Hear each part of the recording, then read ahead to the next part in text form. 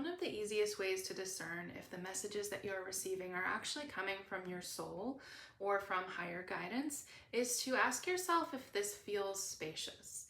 When I receive this message, am I in a place of openness? Am I feeling a sense of stillness and calm? When we receive messages from the soul is part of our heart center. The soul can meet us in this place.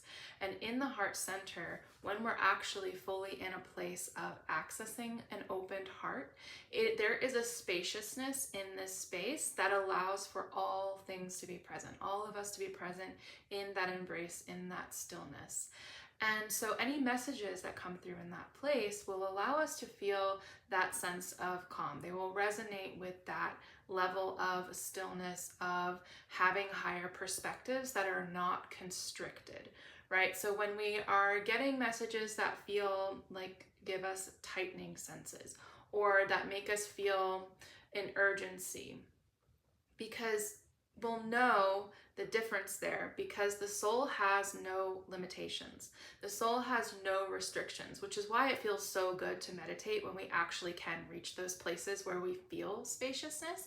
And that is why in those places we know we are getting good guidance, because there isn't that sense of urgency, right? We've created enough room for our soul to actually be present with us. We're not feeling that typical physical restriction that we normally do in our everyday life, right? Or like our mind creating these kind of mental barriers between us and being able to receive messages like that. So it's very important when we are working with the intuition to be able to give ourselves that those times of spaciousness, which can come in many different ways, right? We create that in many different ways in our life, whether it's through meditation or going on walks, connecting with nature, having silence, right? Or turning on certain music that allows us to feel that sense of opening and spaciousness. Whatever it is that gets you there, that's really going to support you in strengthening that muscle of intuition.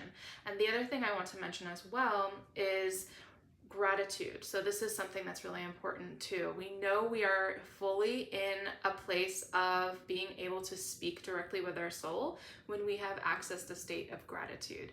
So that's another key point too. Like, have you been able to access a state of gratitude when that message is coming through, right? Because the emotional resonance of gratitude is that of the soul. So then we will know that we have been in communion with our higher self or higher guidance at that time, if we've been feeling gratitude as well in that moment of receiving those messages.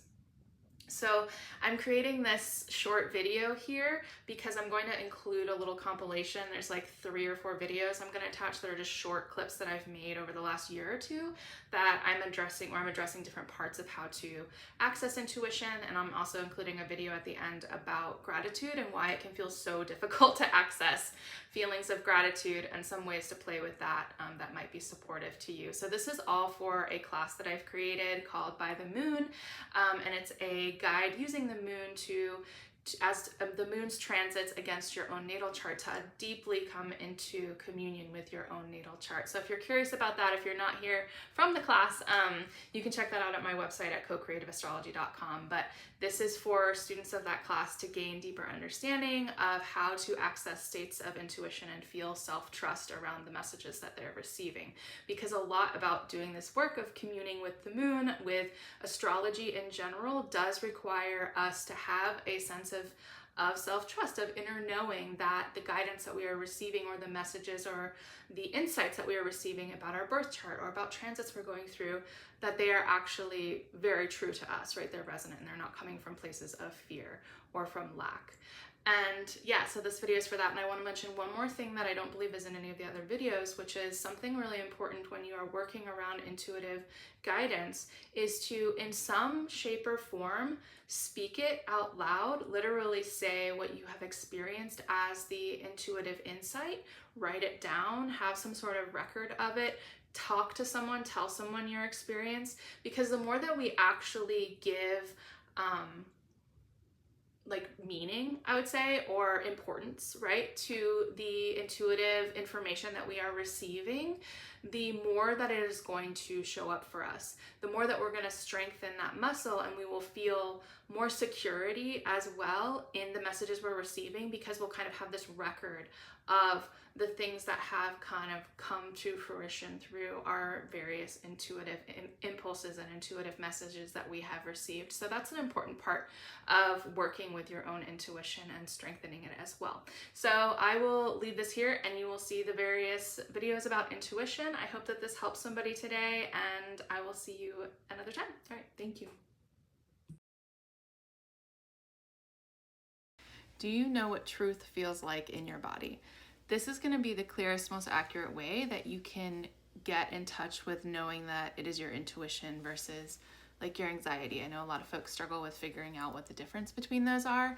And yes, we could say that anxiety is like a yell versus like the whisper of intuition, but that's kind of a little bit vague. And when we really think about it in terms of what truth feels like in our body, it's a lot easier to understand, and really, really important, because we want to be able to guide ourselves. We want to be able to feel like the decisions that we're making, that we actually trust that what we're feeling within ourselves is coming from something greater than us, from our higher self or from a guide, whatever it might be, and that we can really feel like it's a trustworthy source, and then of course use our own discernment with what steps we decide to take with that. The best way to really understand this, like what does truth feel like in my body, you can do something like say a truthful thing out loud. So you can say maybe your name out loud, or like I live in the mountains or something, or like whatever a truthful statement is for you, right? And then notice how that lands in your body.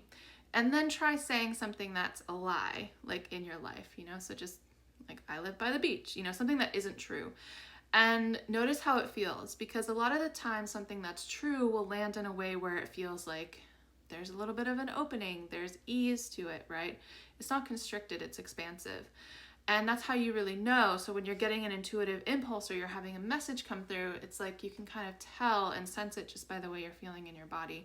Versus when something isn't true, how there's kind of a constricting sensation, or just like a discomfort in the body. So it's a really, really great place to start if you are trying to figure out what is actually an intuitive hit versus like anxiety, or even just voices from like wounded parts of self and things like that.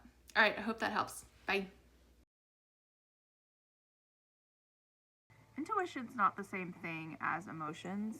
And for folks who have a lot of water sign placements like myself, this can be really, really difficult to understand the difference here. But I think it's actually really helpful to think about it in terms of perspective.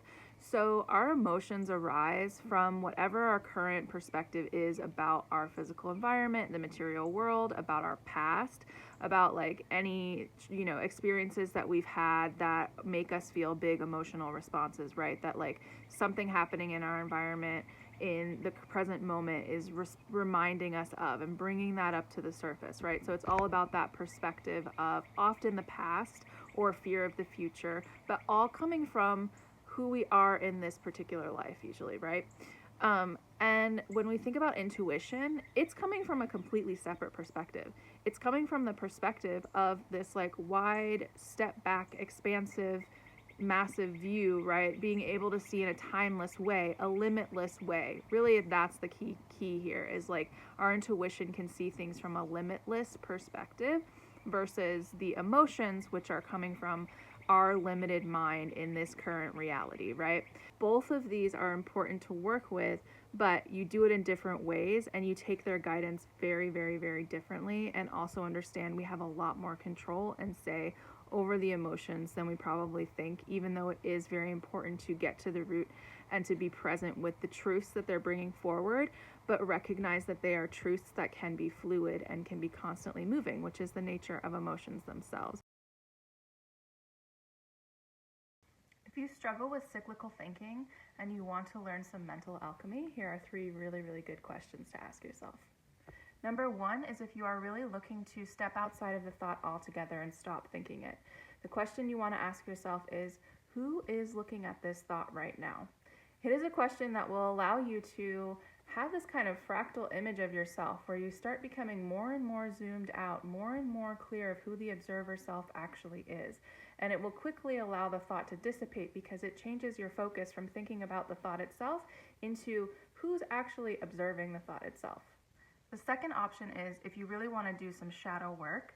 And this is particularly good if you have a recurring thought that you just cannot stop having this particular spiraling thought and really want to do the deeper work to understand why.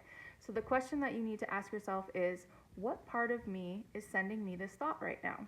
And allow whatever part of you is doing that to come to the surface.